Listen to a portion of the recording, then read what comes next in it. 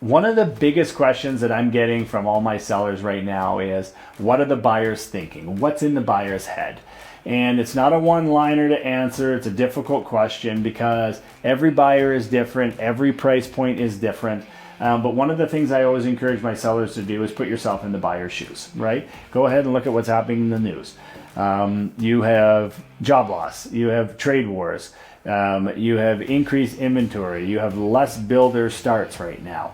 The interest rates are holding and they're not decreasing. And then when you look on MLS, you see some houses selling right away while other houses are having $100,000 or $200,000 price change and then coming off the market.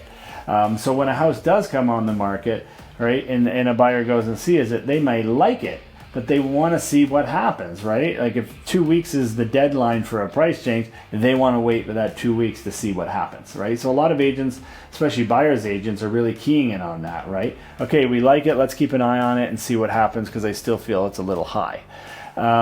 So that's a lot to consider if you're a buyer. And then they're thinking, okay, if some houses are really dropping, is the market really dropping that quick, right? It makes sense.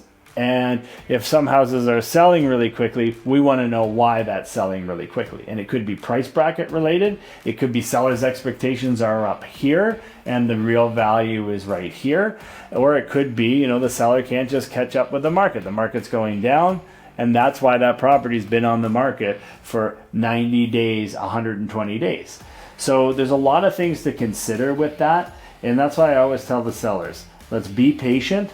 We need to be realistic and we need to adjust when the time comes.